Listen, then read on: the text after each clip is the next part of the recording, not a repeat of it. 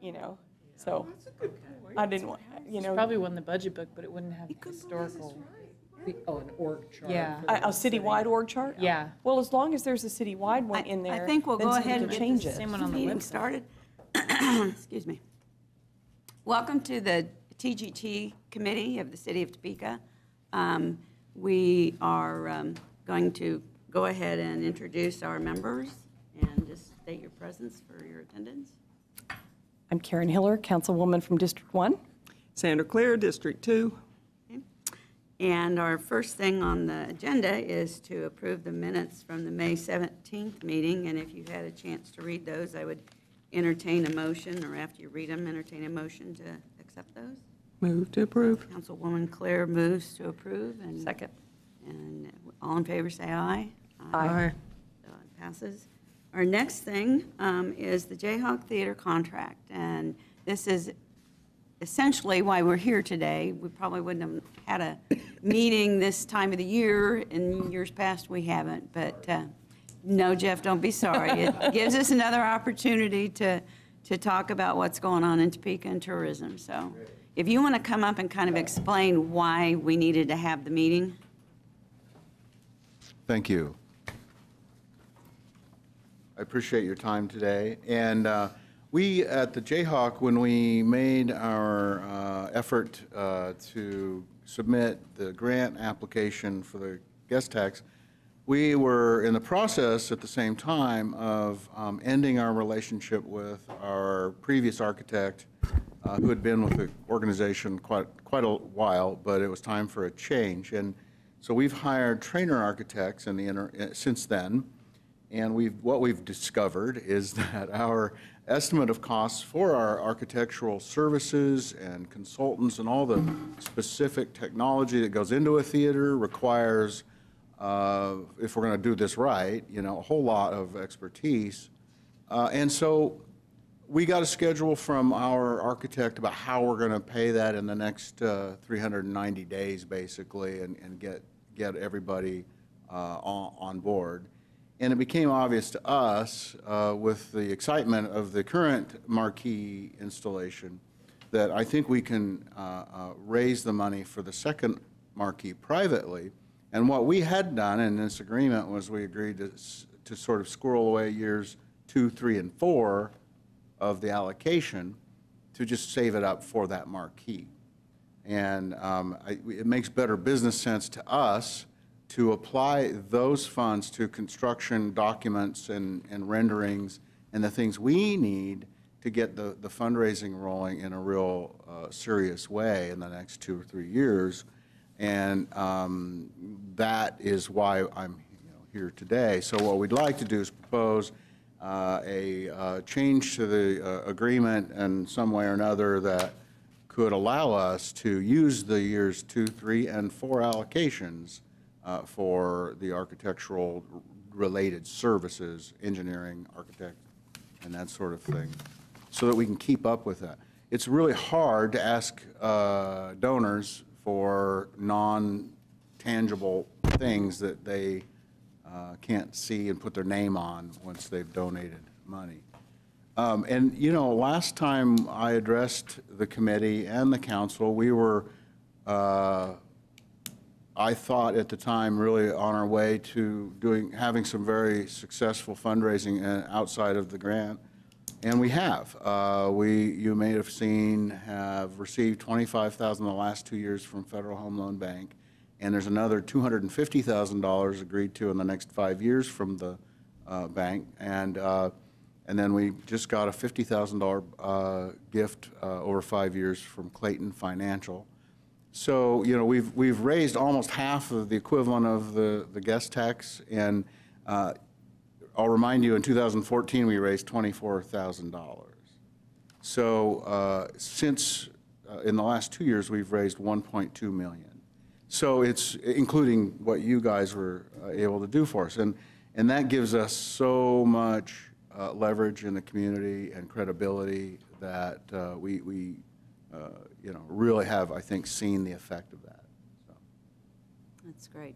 Well, go ahead and stay up there because Yeah. we may have questions. Sure, yeah. Does anybody on the council have questions of Jeff? Okay.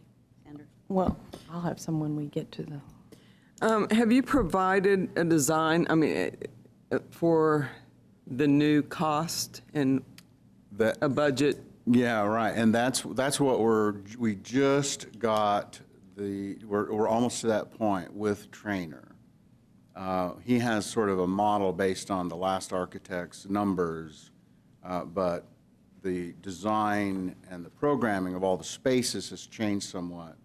And so we still haven't sat down and, with the builder and the architect to come up with that new list, but it is on his schedule, I think in the next 90 days. Wasn't that a prerequisite of getting funding, was to have that in? Well, and we did submit. But it's the changed.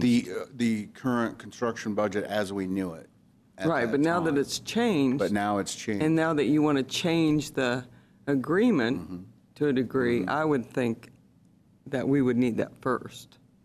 And I'd certainly be able to provide that, but it might be a couple months before Trainer can give that to me. So. And maybe And we- trust me, I'm leaning on them like, Maybe we can have staff, legal, or Nikki with finance, kind of talk about what, getting the cart before the horse, or what we need to do.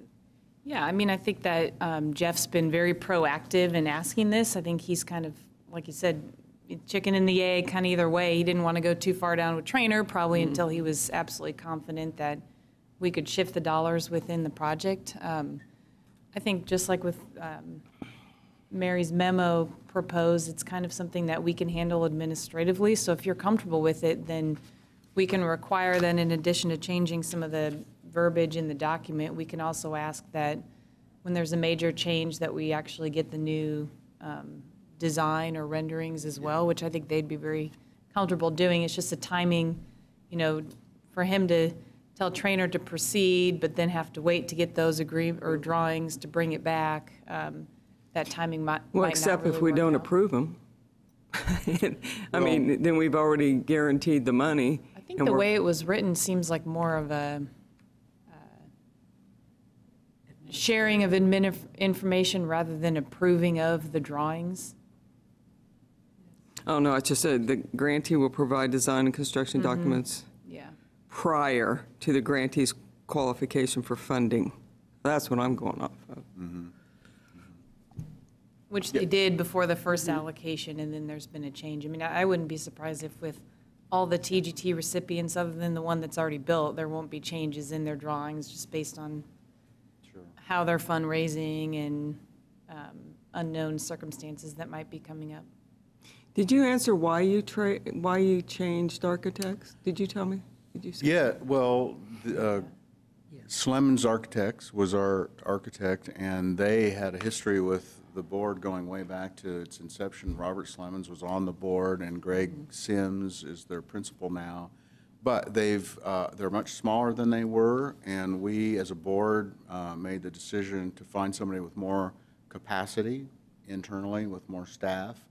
Also, Vance Kelly is our lead architect for our project, and if you remember, he did the architecture on the Dillon House restoration, the State House restoration. He was the guy for 14 years in that place, and he's helped with almost every historic building in the state. Before he was at Trainer, he was at the Kansas State Historical Society, helping preserve properties around the state. Greg didn't have that kind of pedigree, and Slemons didn't offer that kind of assurance to us that we really had the best architect on our team. And John Holochek, our executive director, knew of Vance Kelly. All the other people on our team were very well aware of him, and when we asked, he said yes, and we said okay. So to be blunt, why'd you go with the first guy the first time? I wasn't around then. I think it was because they supported the theater early on with board membership and volunteerism. And then in the last few years, I think because there was just too much time had gone past and little had gotten done, I think Greg had just kind of lost interest. He'd had some heart issues in the past couple of years and was slowing down, and it's a big, complicated, over a $10 million project. So it's going to be complex and require a lot of energy and determination to get that done. So, Okay. Thanks. Okay, okay. Karen? I'm really open to the change. The issue to me would be how we structure it. I am aware of what the language is in the contract, but I really appreciate on the part of all bodies that it's come back to the committee. I think this is a major enough change.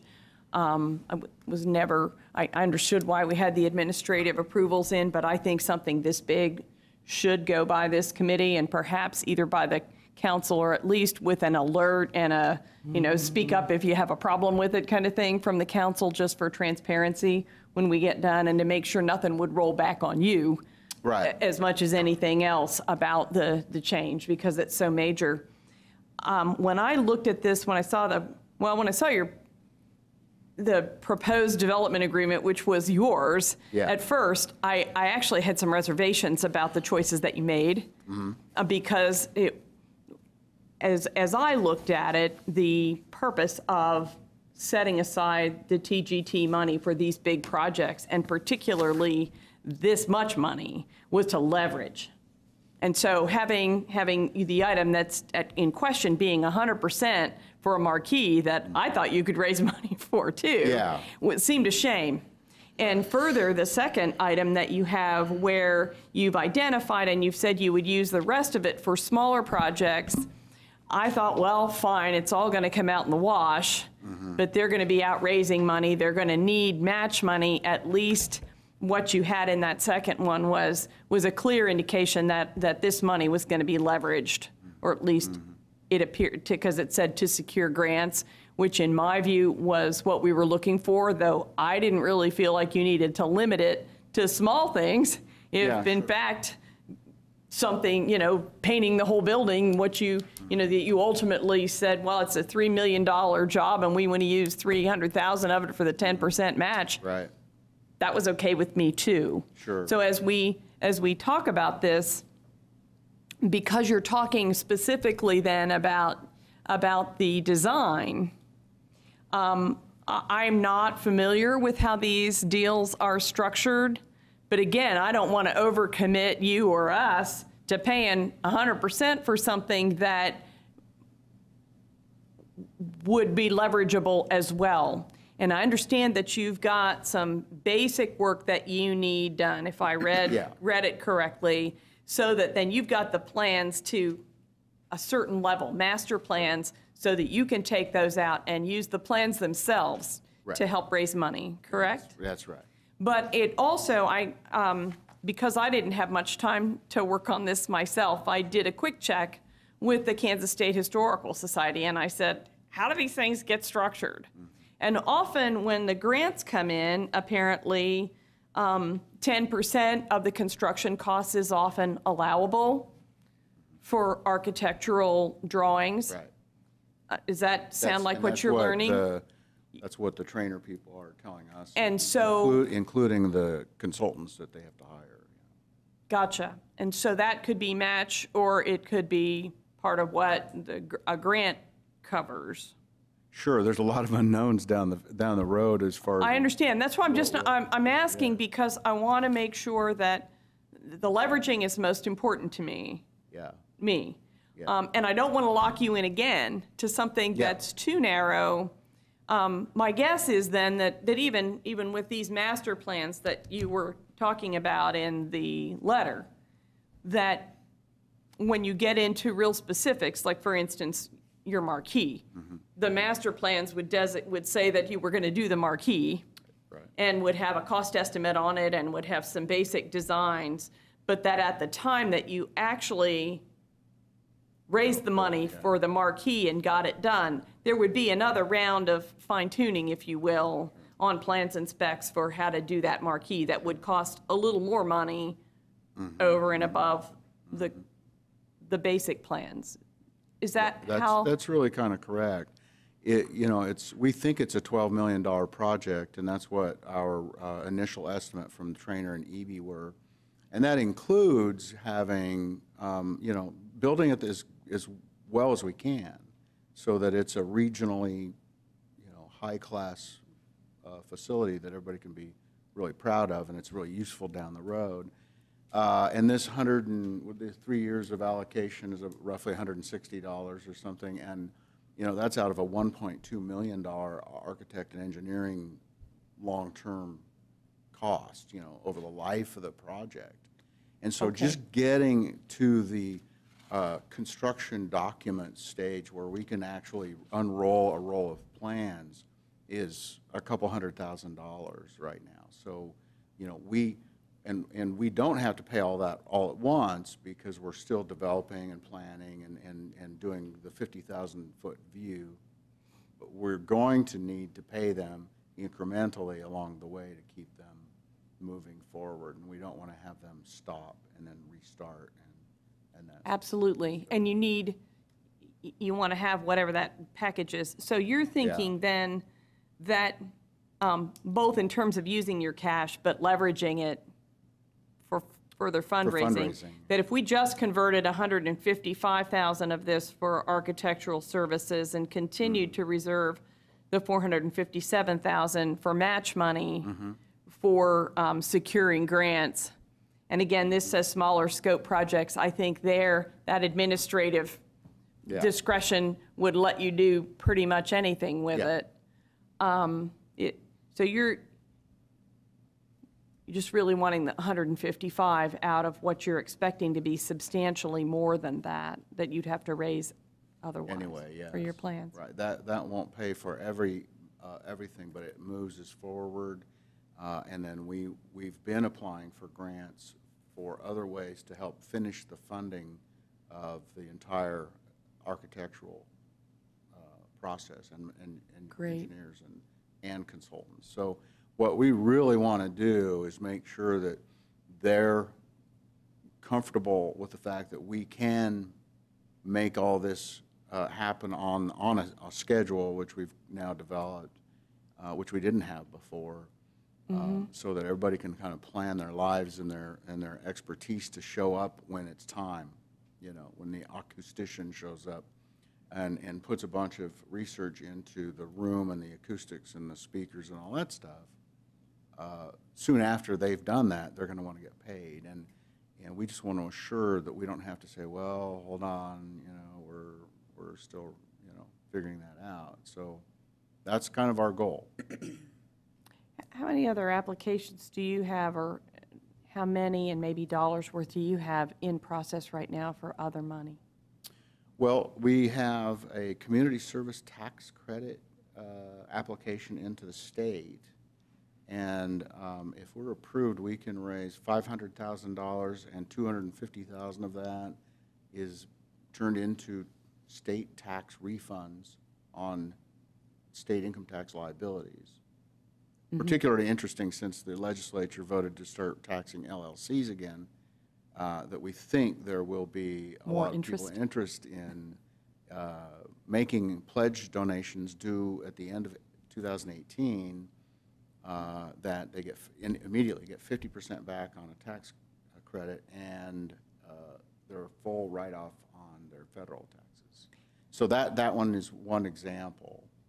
And can that money be used for your architectural plans as well? That's what that part of that's designed for too. But again, that's out of the 1.2 million, that won't pay for that entire cost. Understood. But we want to incur that all at the same time. So it'll be. Whether it was flexible or targeted, just anything else. And in that application, we told them that we had some dollars this year, like $8,000 allocated for architectural, and that we were hoping that the TGT could be applied for architectural stuff in the coming years. So. And do you have other, actual rehabilitation grants pending yet, or is this issue of the plans holding that up? We're just starting on our the historic preservation grant from the state. Those are for more like tuck pointing, roof, got a lot of that already done. So what we're trying to do is figure out for that what marries up with their program best, because that's how we got our roof, was through a Heritage Trust Fund grant.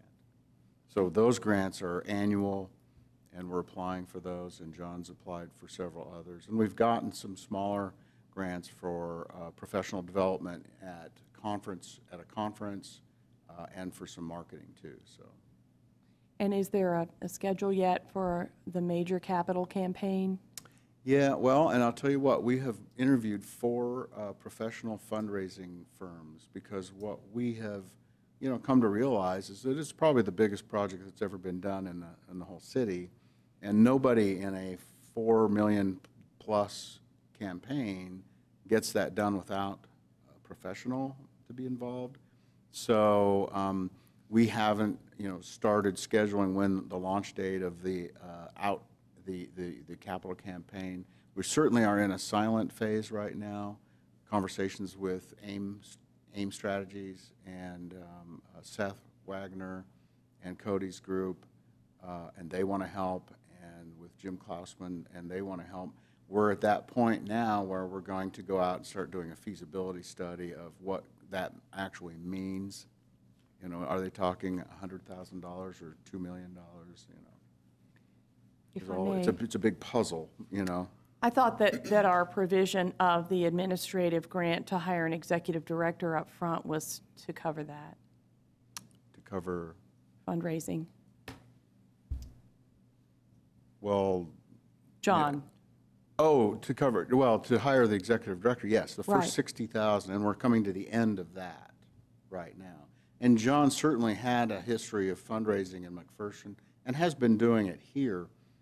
What we've discovered is that there's so many complex parts of the puzzle, and he's working on a million of them.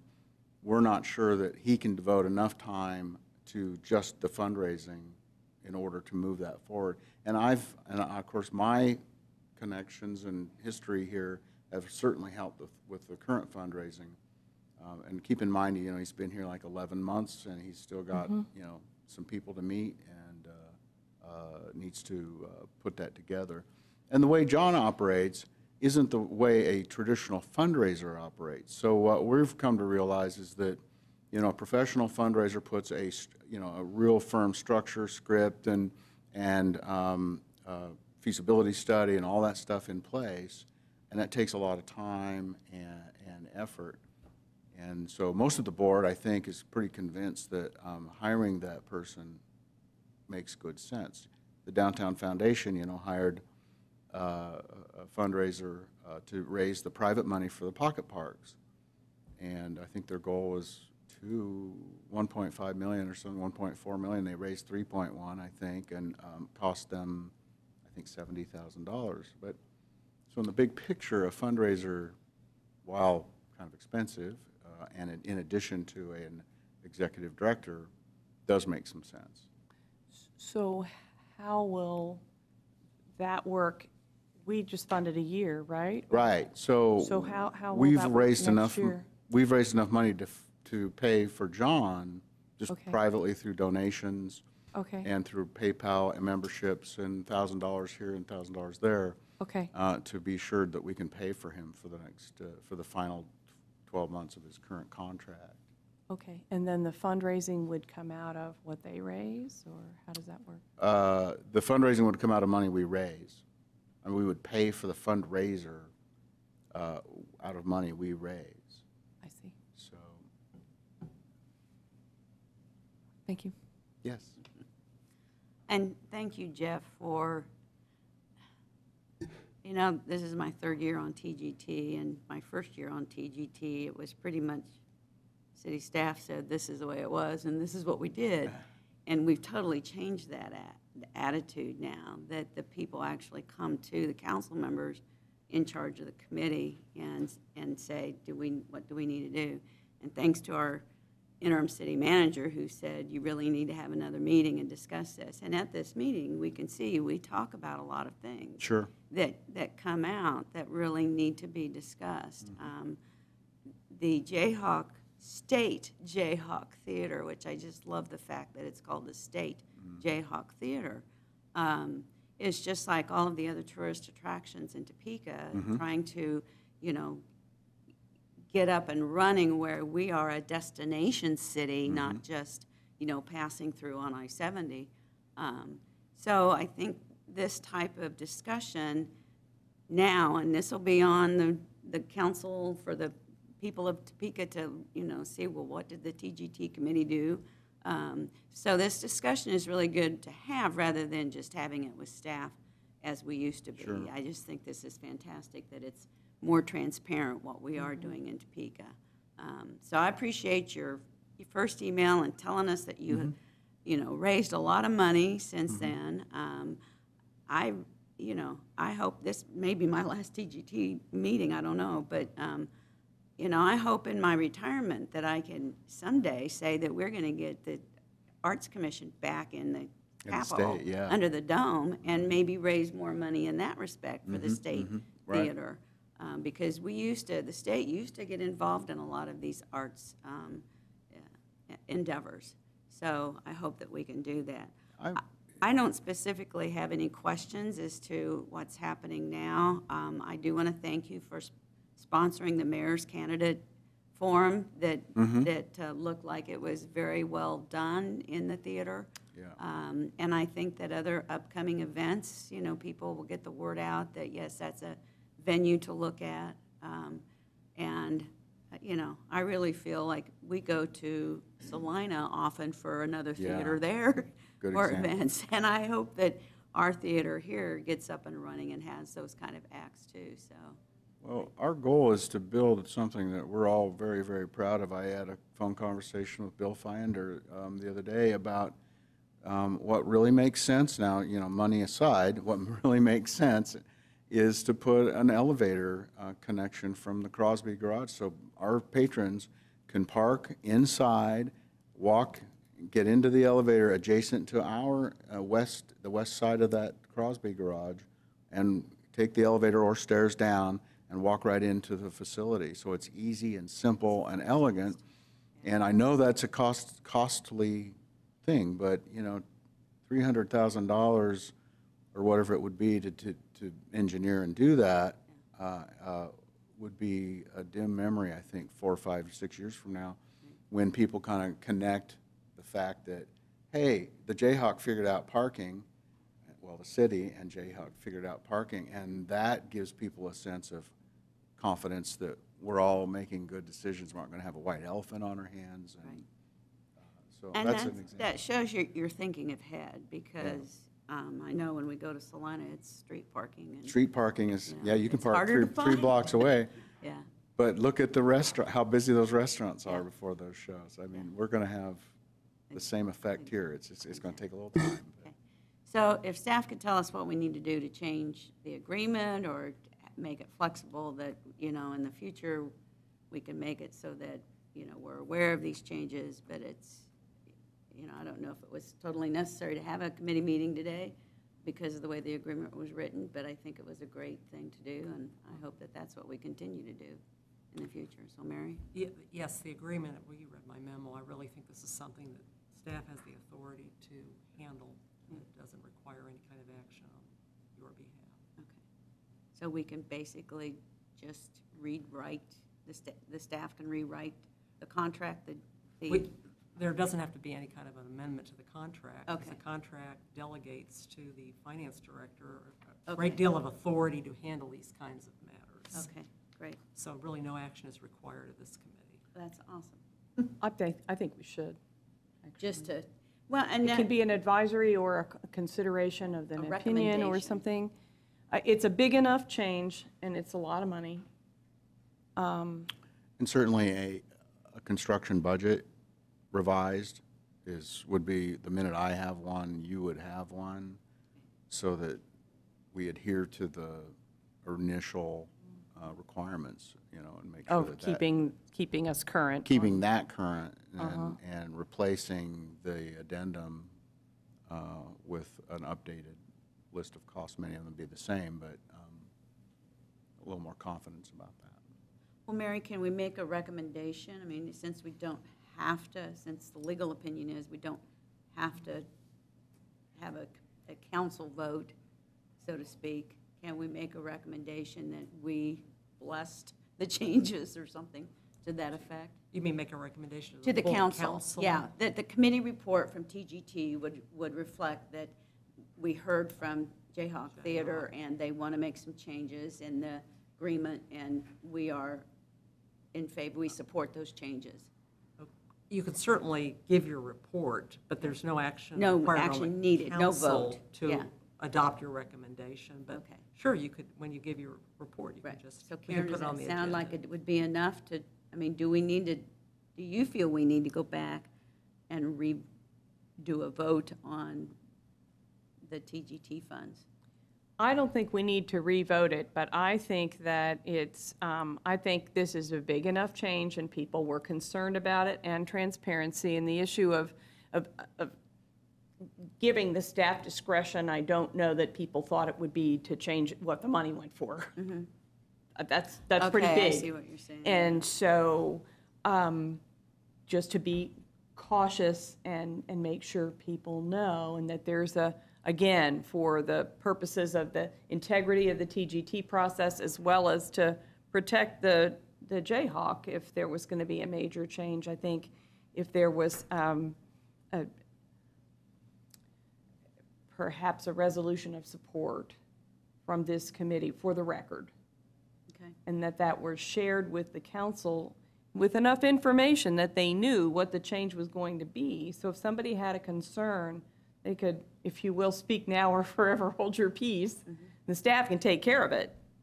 But that way, there's been the visibility. So we don't have to change the contract. Staff can do that, but we can make a motion, a resolution to support the changes. I Is think that so. basically what we're talking This is about? the first time this has come up, and this is my personal preference, so people might not agree. But we would also be setting a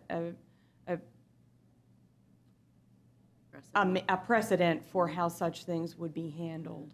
And that's true. We wouldn't want to say we get through the full council a vote on how TGT funds are spent, and we kind of even had that discussion Tuesday night about what TGT funds would be spent on, that it would be all transparent. I think that's important. Okay. So, Sandra? Along that line, I love Jayhawk Theater. I walked in there and fell in love with it, so, but I really have concern of not having a budget on what it's going to be spent for before we say, oh, sure, because we're setting a precedent. The next person's going to come up and go, you know, you gave me that $200,000 for this, but I want it from this, and I'll tell you later what I spent it on. That bothers me. So I really want the budget first. But I don't know if we have the control to do that. But if we went back to the council, that would still be my concern. And the other part of that is that with all four of these, part of the consideration that the council gave was how much admin money would be spent. And we even tiered the contracts that the admin, in the case of Jayhawk, you know, to get them started and get the fundraising started or whatever, we understood that a couple of them needed that help. But it was a high priority to the council not to just fund staff and end up with no project.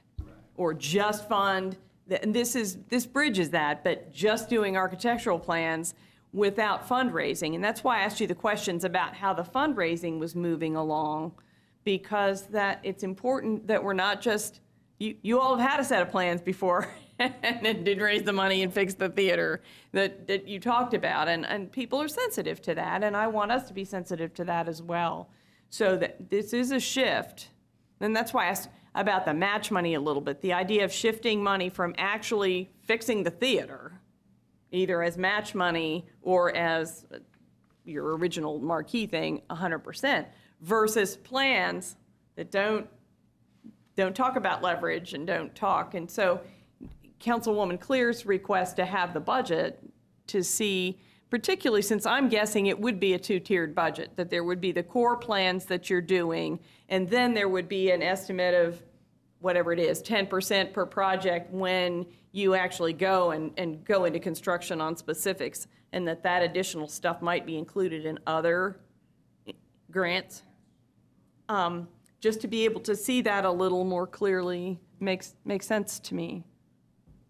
So we know where 115 fits in that. as well?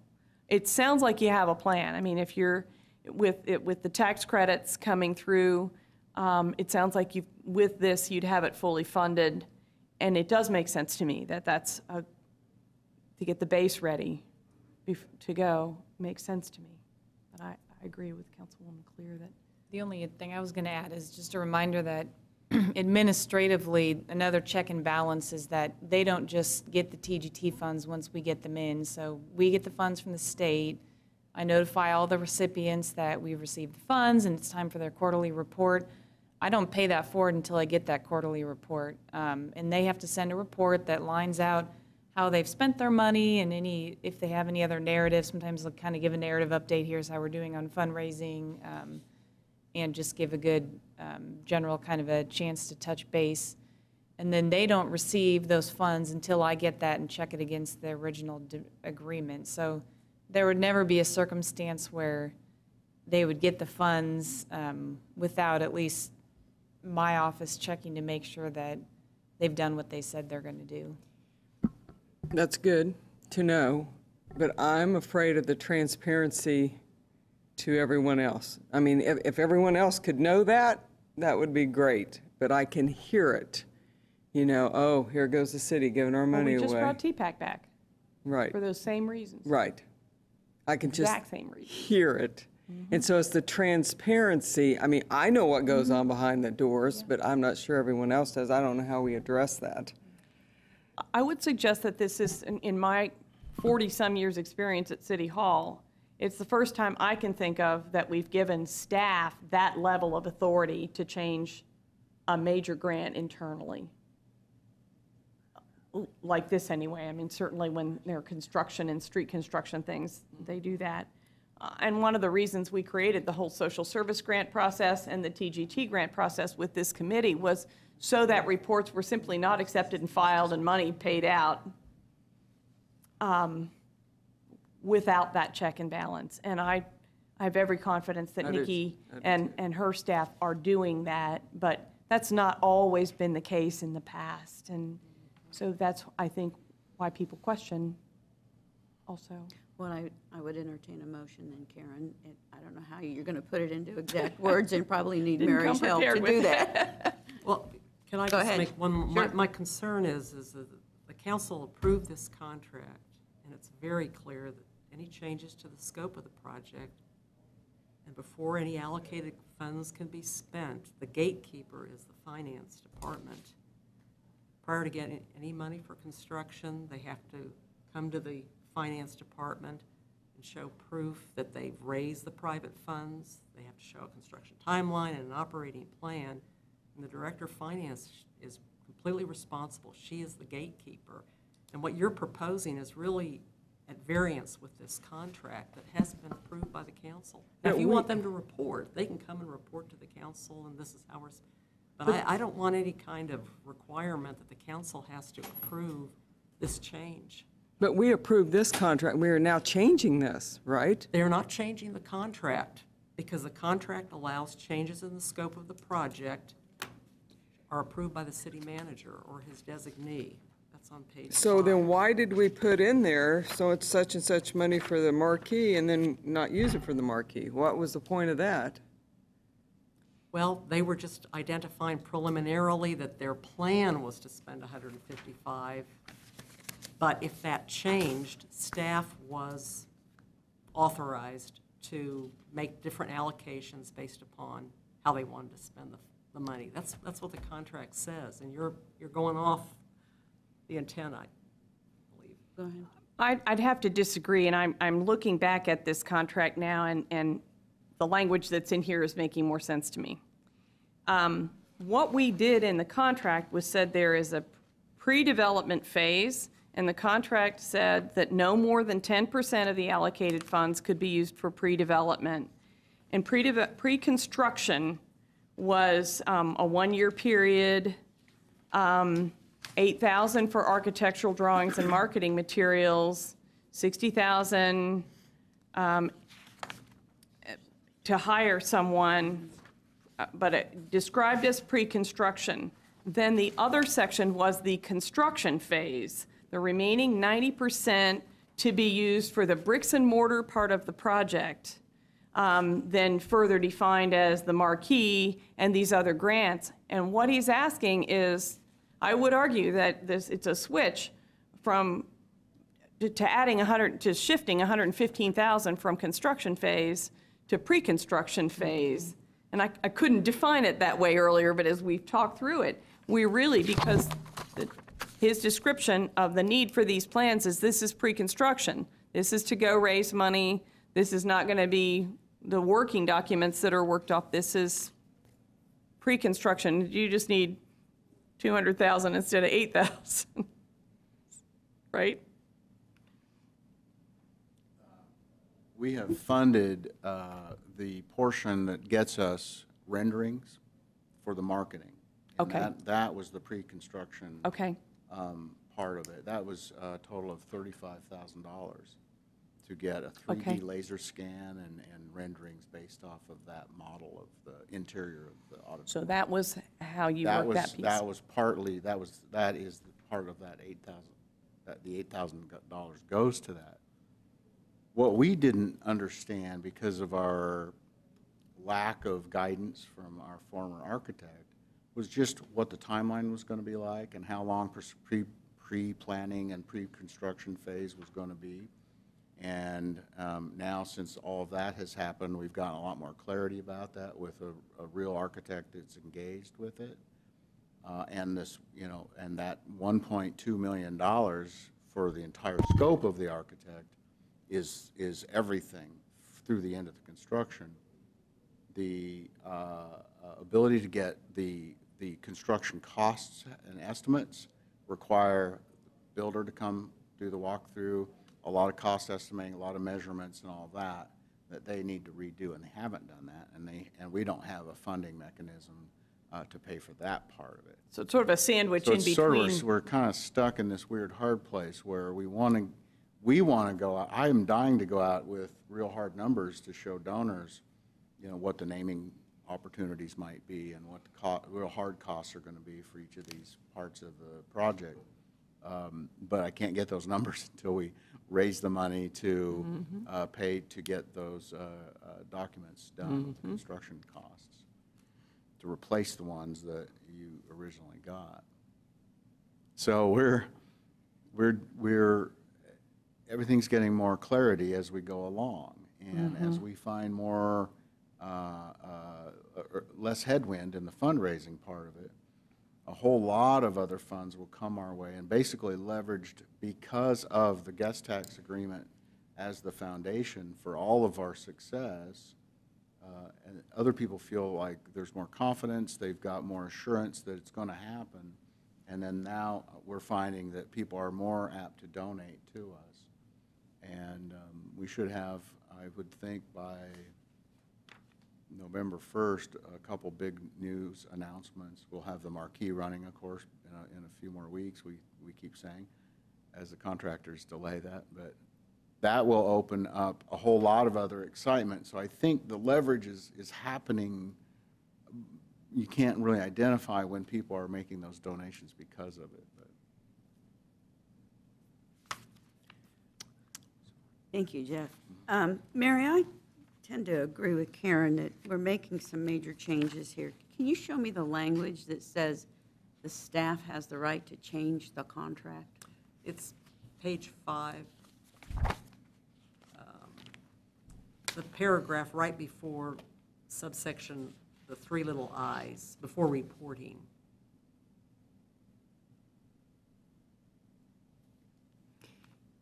Can I say something now? Yes. Did you see it? Yeah, I see it. Okay. You know, it was my mistake that I didn't really understand this when I voted on this, because what's the point then? Okay, let's vote on how they're, on this contract, but if anything changes, we'll just let staff take care of it, and you don't need to know anything about it. I don't like that, because when I get questioned about what happened and what's changed, and I go, I don't know, staff's taking care of it. They don't like that. So this was my mistake that, I mean, because to me, then this is useless. Why would we even vote on it? Because, okay, yep, you can do this, but change it all you want later.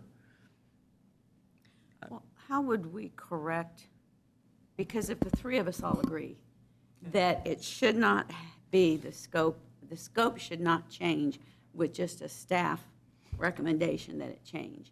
So how do we correct the contract? What, I was just thinking one compromise would be, I mean, I understand the communication piece, and I think that's kind of a constant battle is, I mean, if we communicated with you every day, there was a change in something that yeah, you all, it would yeah. be. No. No, So not- we're always needing to find that balance between where do we communicate, like a CIP project, perfect example, we might have a $10 million CIP project that's got a big change order. Well, that's approved administratively, and it doesn't always rise to your level, but sometimes we need to know when to tell you. Or And of as- course, if you as ever we- ask, we will always inform you. As we found out last week, I think Karen found out that there was a $50,000 to a consultant in the CIP or some budget that I was totally unaware of, that it had to do with tourist TGT ideas or whatever. So I agree with you. It is really hard to keep the elected body informed on everything. What if, would it be possible to update the exhibit? I mean, if, I think on working the, on the side of kind of administratively and Jeff and all the recipients of every, all of the contractors that bid on our projects, they all need confidence when they're going out and they're engaging with Trainer and they're engaging with all these major contractors that they have some confidence that they will have funding moving forward and that's not going to become a political, not that everything becomes political in a bad way, but timeline-wise, I mean, if every entity ever had to wait for the perfect third meeting of the month, that just administratively, it becomes extremely difficult to plan on, and it's kind of like, where does it stop? So what if the contract maintained the same, that way Jeff can go on with his business and keep going after this great money and keep working with Trainer and all these great people, but we update Exhibit A because that's really where it lines out the budget and, you know, honestly, from a historical perspective, it would be great to have an updated Exhibit A somewhere because that way when someone in 10 years look back at this original contract, there's some kind of documentation. Now, I don't know if Exhibit A needs, how or where it needs to be approved. I definitely default to Mary on that, but it would be good to have an updated budget on file that doesn't change the contract, but changes what the contract references. That would I don't still know if that's require a- an amendment to the It would. contract to adopt a new Exhibit A.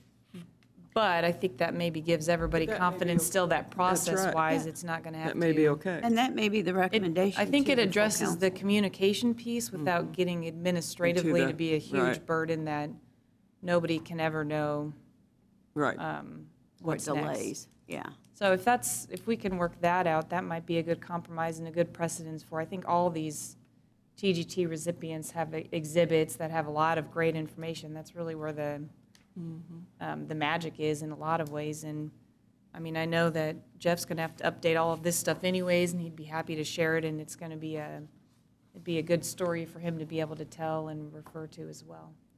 So Good idea. whether that takes action or not, it feels less like it addresses the communication piece without coming off as something that's totally going to throw Right. something off the rails.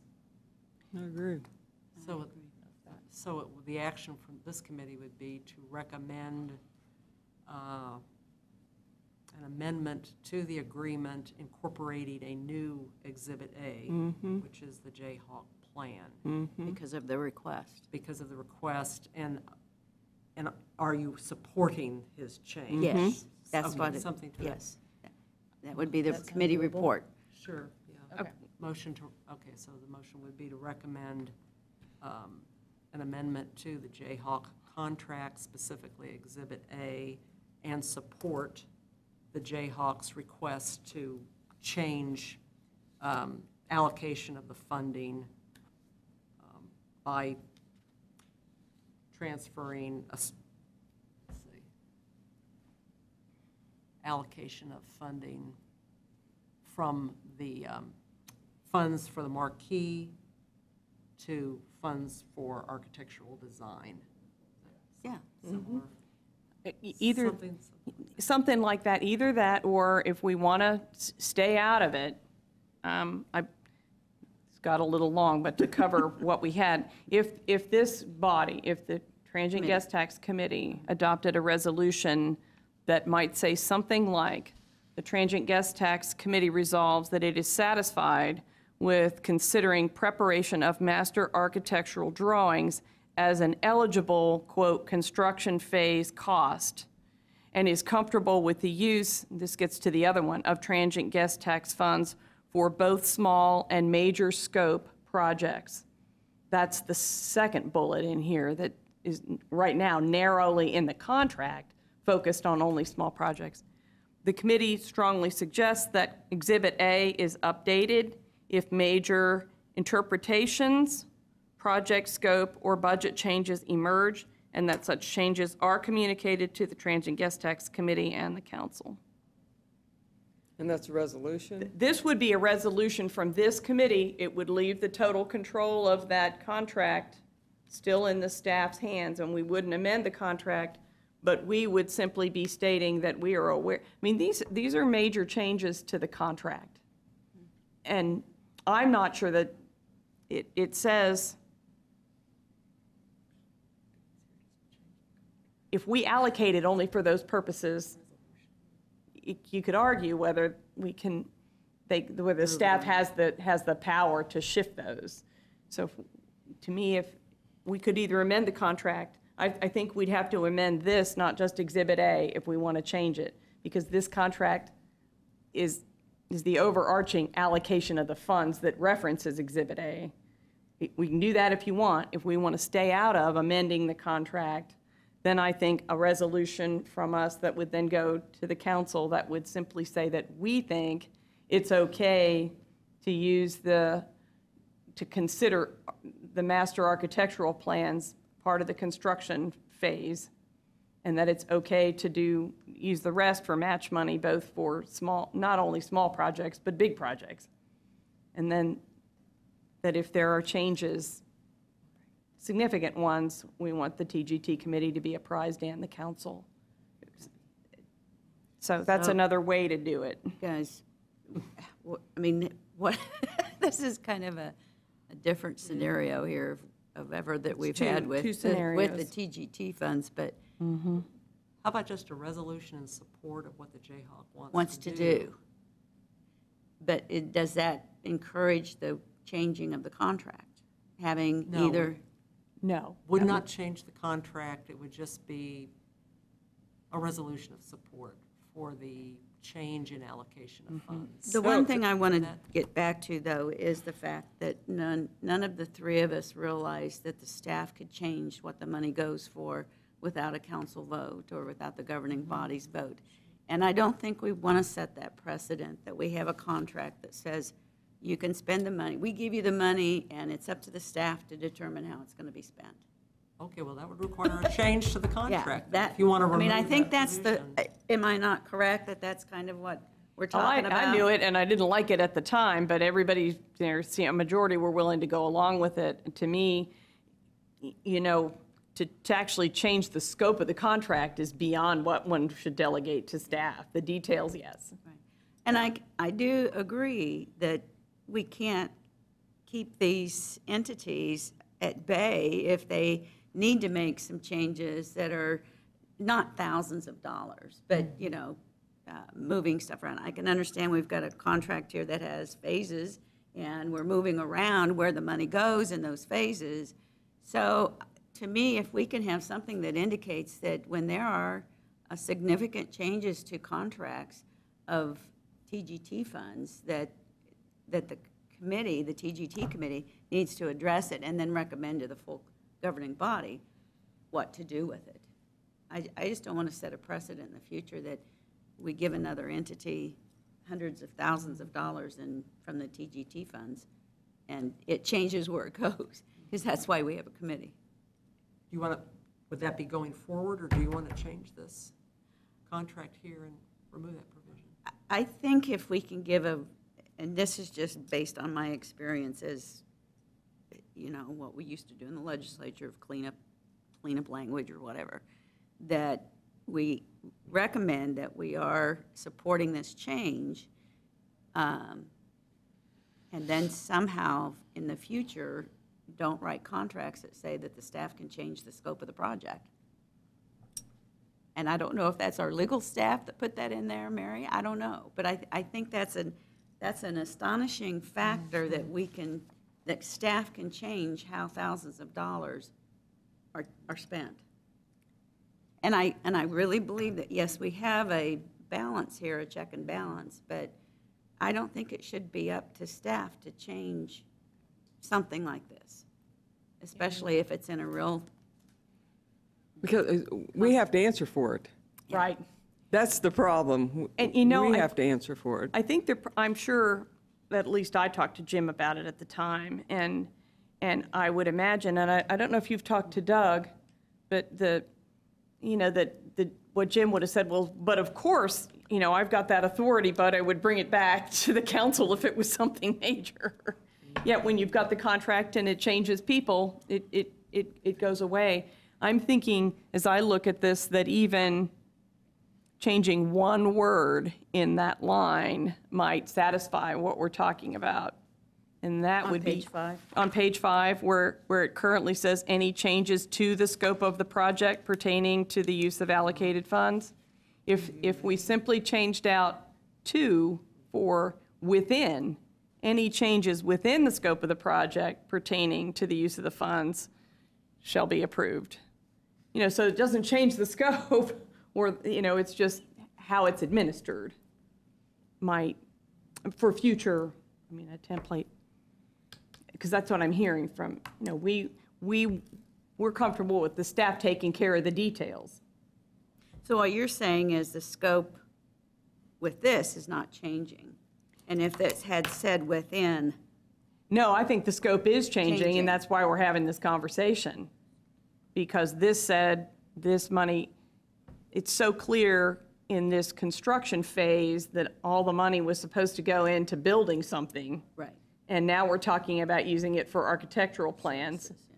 I think it's a significant enough change Changing that the it's scope. worth a conversation. So do Or- you want to make a motion to, Well, still gets back to Mary's discussion about whether we would be amending this or whether we would have a resolution and leave it as it is, but lay out enough of what we'd considered and what we were comfortable with and leave it in staff's hands. And so, Okay. I don't know what your, so are you guys comfortable with that idea that we're. we've got 3 contracts that are still, that Out have there. 12 years worth in them that are written They're like out this. there. So it's not just this one that we're talking about. Does that make sense, Mary? Well, do you want to amend this contract, or do you just want to do a resolution supporting what the Jayhawk wants to do this time? Or what, I would rather amend. okay.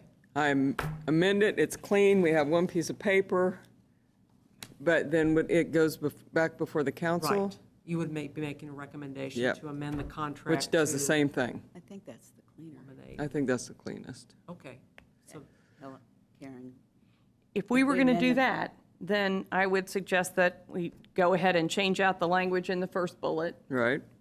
That in the second bullet, we get rid of the 2 words smaller scope and just say secure grants for permanent projects, including but not limited to, so that we don't have that language limiting them to what's small scope and what's big. Okay. And then we change the word to within.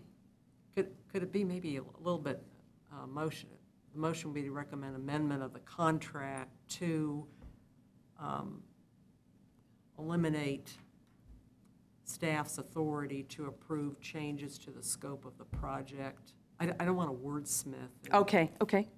If you could just give a general concept to amend the contract to eliminate staff's discretion when.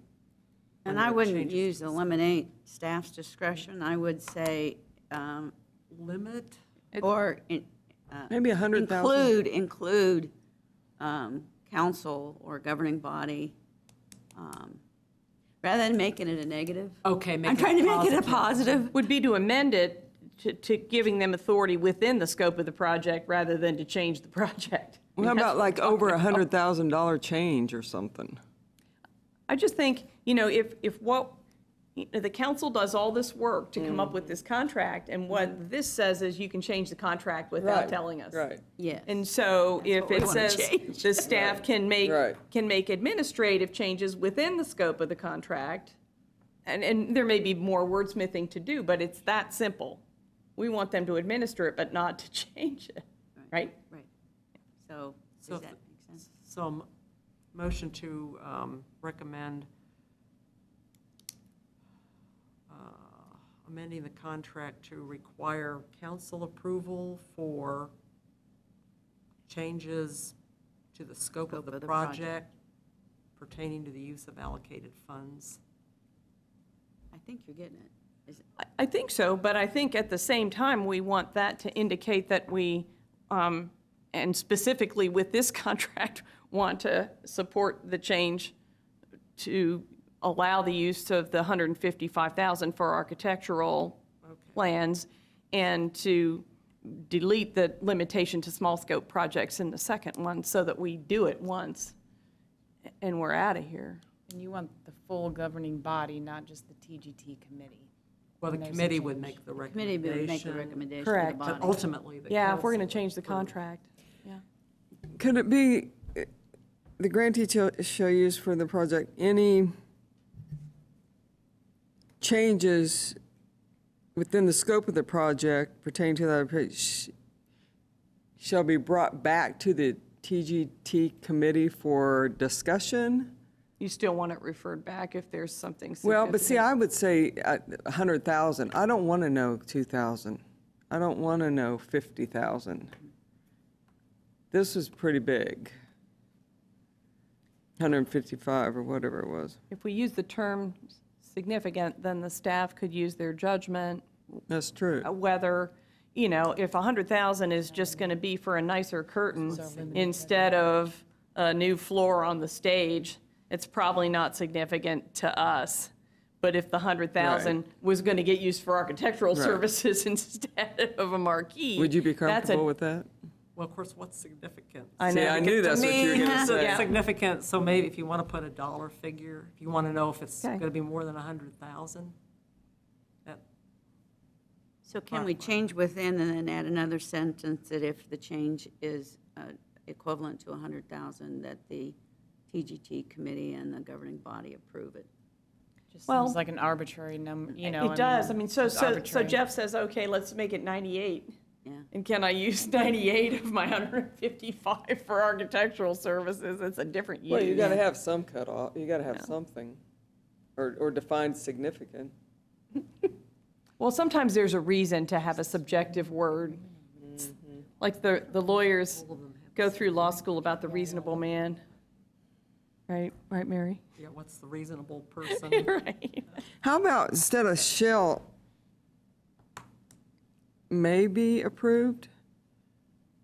I think what Mary is saying is that if you all can give us a few Guidance. sentences, then we can go back, Concept. because I, We'll wordsmith it. Okay, You do can you give us have a it? concept. there may be have the more in here concept. that we're not catching today that also would need to be adjusted.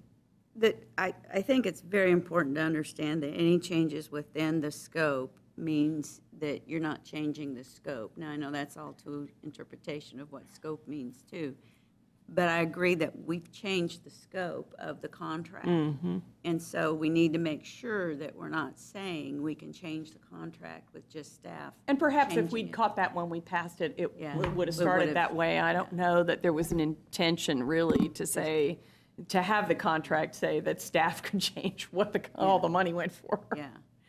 I don't think there. I think one important, I guess, also balance we want to strike is that we want these recipients and the people they're fundraising from to be confident and feel positive about that they will hopefully be able to make changes, that they're all good. I mean, here we're going to have brand-new people that all have a huge learning curve, and then now the recipients might not be able to progress their project as further, because who knows what people in the future are going to, their opinion's going to be about a stage or a marquee True, or a Nikki, floor. Or, But that's why we give out tax dollars.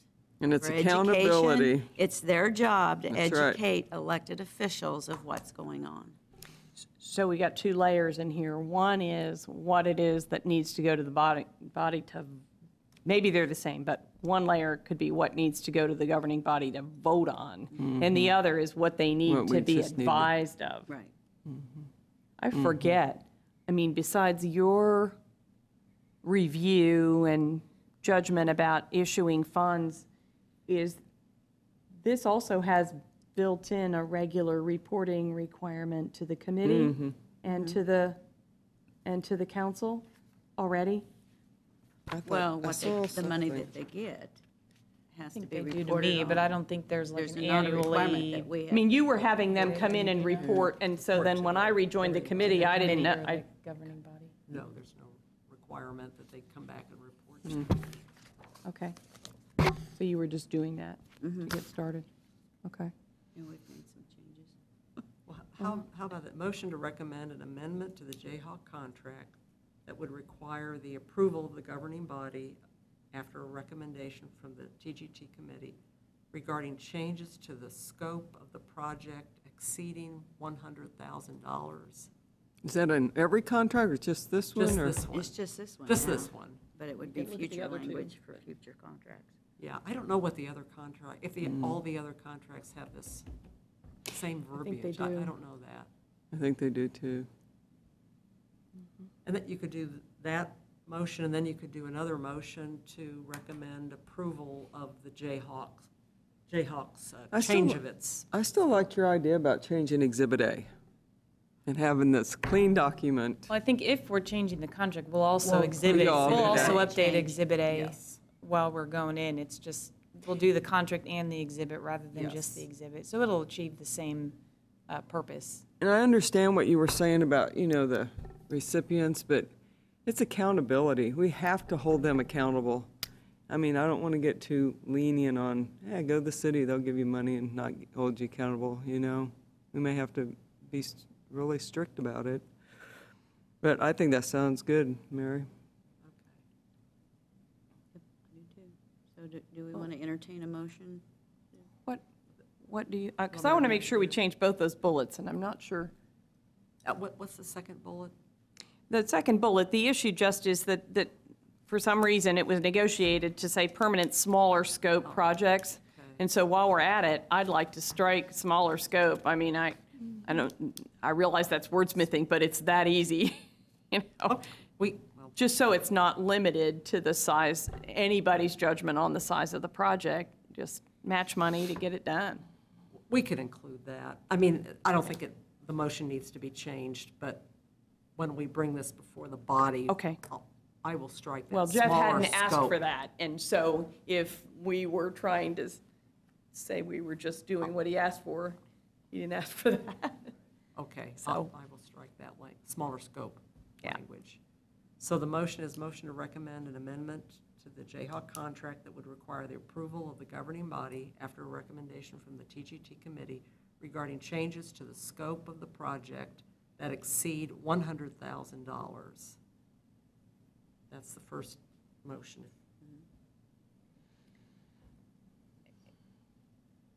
Can I ask a question before we? So in your view, would that require a whole lot more wording than just changing this to within instead of to? I know you want to look it I over. would probably look at the whole contract and probably do another Exhibit A. So Right.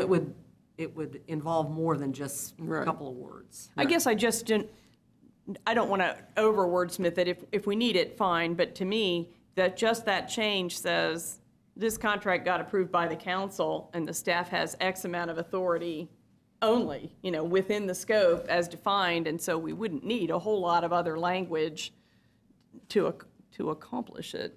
So I'm sure there's language at the end and all those sorts of things.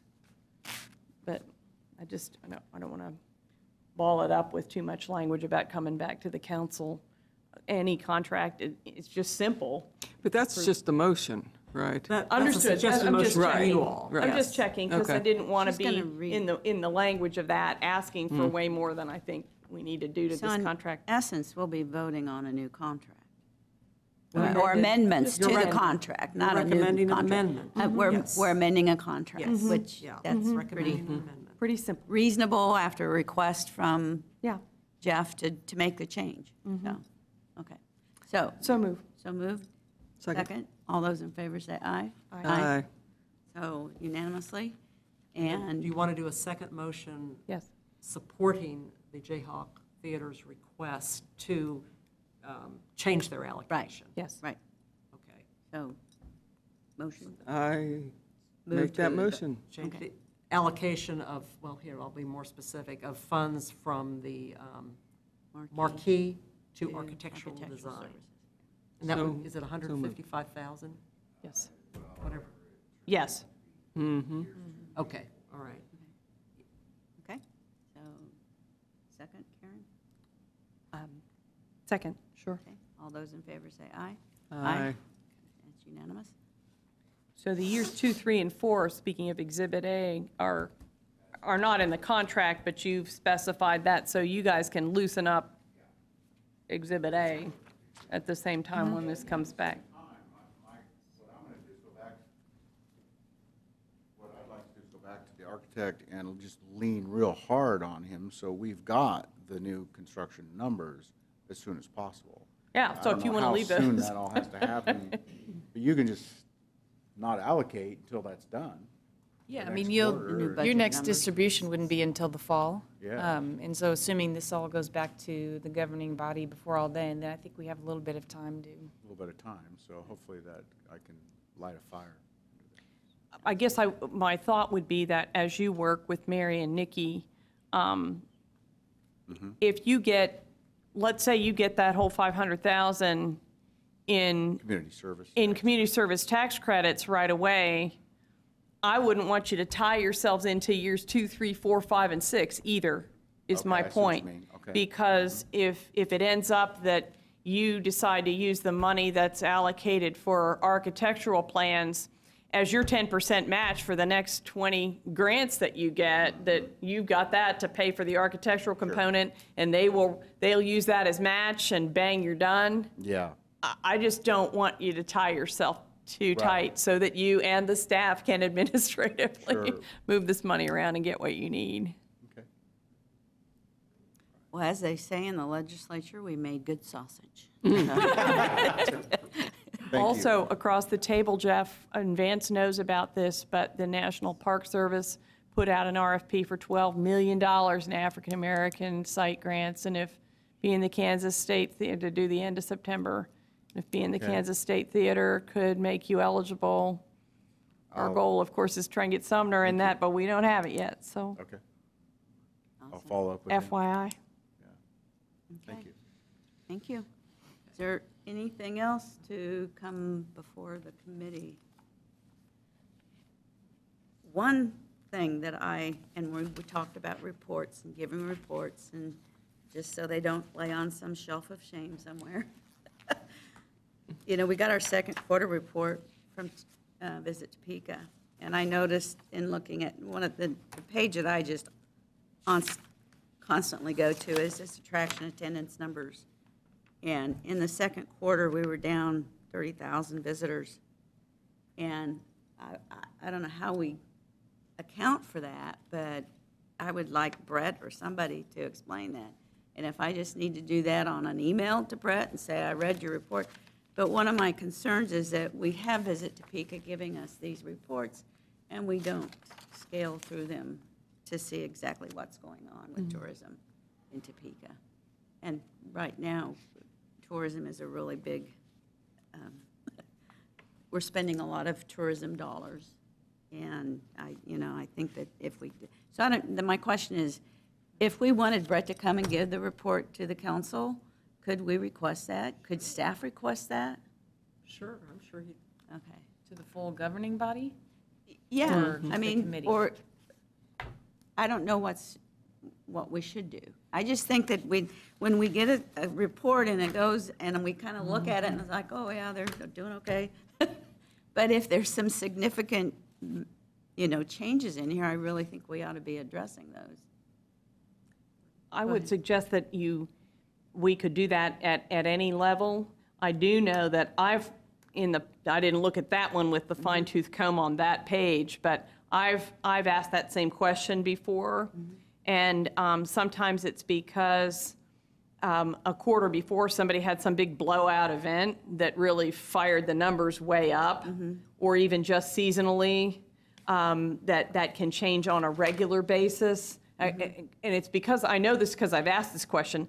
Also, they have, over time, maybe not anymore, had certain, that's all a voluntary reporting by the destination, and some were better at reporting regularly and in a timely manner than others, and so there were sometimes irregularities just based on the reporting. So you could sure ask, and it's good for all of us to know those things too, though. So Well, whether and you wanted to check first, Right. just so you It- saw what it that may have immediate been answer was. It may have been, we had 258,639 in the second quarter last year, and this year we had 228,949. So if there was an event last year that pushed that number way up, and it's down now. But to me, I feel like we get these reports and we don't go through them like, like maybe we should. And maybe the TGT committee should have, a quarterly meeting, or at least once, twice a year, to have the Visit Topeka give a report on tourism in Topeka. Well, we give a lot of money to Visit Topeka. I know So I'm we sure do. that Brett will be amenable to doing Yeah. whatever you all would like. Right. If you want a report or a presentation before the council, it's what you all would like. I think it's a the good presentation idea. before the council, when they give that report. Well, and even in terms of running with that a little bit, I mean, as it turned out, he found money in his own budget to fund the capital tours. I think everyone would be interested in knowing, if we haven't already read it in the paper, how many people are actually coming. I've Visiting the certainly heard Capitol. reports already Yeah. of people who loaded up weekends with family and friends to get tours, but we're paying for it. So, Let's ask him to come and give a report from this, because we've completed 2 quarters now. It looks to me like it would be nice if we had, 2 times a year report at the council, after the second quarter and then after the fourth quarter. And try to make that something that's expected of them to do, because we do give them a lot of money. along those lines, if we're going to have another meeting, I think addressing the prospect of Topeka having becoming a UNESCO World Heritage Site, or having sites, is huge for tourism. And I think that I've been involved in some direct conversations. Frankly, I don't think that we have, as a community, embraced what we need to do to really pull it off. And so if the TGT committee were interested in putting that subject on its agenda and exploring what it really would take, I am progressively aware from conversations, we kind of take it for granted we have what we have, but when you read about traveling globally, the UNESCO World Heritage Sites are what pop in terms of the draw for global tourism. And when you look at what those sites entail, they may be of various sizes, but they're really fully developed in terms of interpretation and the opportunity for a visitor to become engaged. Further, in terms of the prospect of that, the African American civil rights era serial nomination going forward successfully, there are probably, they haven't made a final decision, but likely to be 15 sites in maybe as 8 states involved in that nomination. But I can tell you that the people in Alabama, the state tourism people in Alabama, consider Topeka, Kansas, and Sumner and Monroe to be the keystone of that whole story. And we are told that people really look at Topeka and Kansas and Brown v. Board case as the beacon of that whole story. And I say that because not only is it an opportunity for us, but if we fail to develop it in Topeka, we may fail the whole group. Because I don't know how significant we could even get Ann Pharisee from Georgia State to come and talk to us at some point, possibly, to understand how significant our participation, is, and to have some feedback about what we really ought to do for heritage tourism in Topeka to make it fly, again, for us, but also to become a global site. So do we want to direct staff to have another committee meeting in October or whenever, if we can? Because I agree with, what'd you call it, UNESCO? UNESCO. When we had the presentation, Sandra wasn't here, but we had the presentation on the $400 million that was spent on the State House. We had a recommendation from that speaker that came and said we should be on an international, the $400 million that was spent on the State House would qualify us for this international rating. What we learned is that the State House will never be one, apparently, but it would, because the sites that they are nominating have to be the sites where the events actually occurred.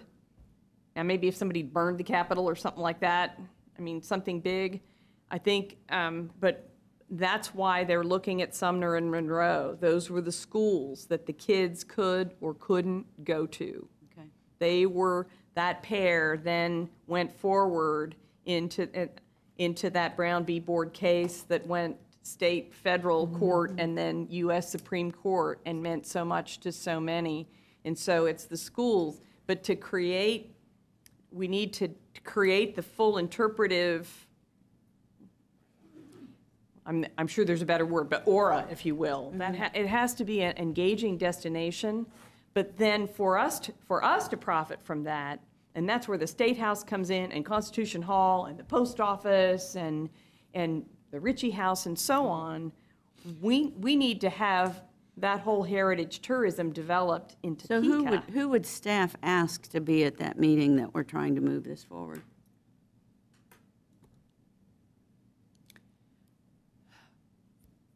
Brett Otting from Visit Topeka, Jim Ogle from Freedom's Frontier, Sherida Williams and Anamini Econ from Brown v. Board. Certainly, I'm involved with Sumner, but we could invite some other folks that are involved as Sumner. Truthfully, an invitation, if we were going to host something like that, inviting everybody who's involved. Freedom's Frontier has a little grant to do some marketing for heritage tourism now, and they did a focus group recently on that. They have a consultant who's working on that to come up with a marketing plan, a joint marketing plan. So looking at their invitation list, it depends on exactly how you want to do it. But it might be possible to get Ann Pharisee from Georgia State to come and talk to us here in Topeka as well, if you want to go either right away or maybe after an initial briefing or something in consideration. The Shawnee County Historical Society and John Ritchie House? Absolutely. Okay. No, that's... So the agenda topic would be, how would Nikki spell that out? Prospective UNESCO World Heritage Site designation, Okay. perhaps. Does that make sense, Nikki? Yes, do you need more of a working group, it sounds like you almost need a meeting outside of a formal TGT committee meeting to put all those heads together. Maybe that's already happening. It's happened to a certain extent. I don't think it would be hard to put together. It's not coordinated. You're kind of deciding what scope. If the TGT group just wanted a briefing versus wanted to get everybody together. And I think that's what we're asking for, is for travel, for our TGT committee to be understanding where this process is. But if you're having speakers, you might as well have Invite a everybody. working group, right? Yeah. A big working group. Well, and maybe a working group could come out of the committee meeting, that we could designate, somebody to do that, such as Brett. Right, and Yeah. What is, Just- how many dollars does TGT give to Visit Topeka? Annually, Oh, with the bid fund and a the few million. few million? Uh-huh. But at this point, they've developed a heritage tourism page on their website. I'm not sure there's any plans on their Okay. part to do any further development of the, Would you be supportive of another TGT meeting to talk about this topic? Okay. And then if the group agrees, we thought an update from Sunflower Soccer would be appropriate. We've met with them internally and met the new director, and I think it'd be good for this body this fall. I don't know that we're need any action yet, but just keeping that in front of you and Nikki, holding them yes. accountable and Yes. would be perfect timing for that, Perfect. too. So then the UNESCO item can maybe kind of, we can narrow down the invite, agenda item, yeah. the agenda item and who should be invited and the scope of that. But having those two substantial items would be a really good meeting, I think. Okay, sounds good. well, and there may be, well, our money isn't involved, I guess, in the Oregon Trail Park. Well, it could be puttering in the along future, with that. TGT funds could Correct. be used down the road, who knows? So, okay. Anything else to come before the committee? If not, we're adjourned. Thank you. Thank you. Thank you.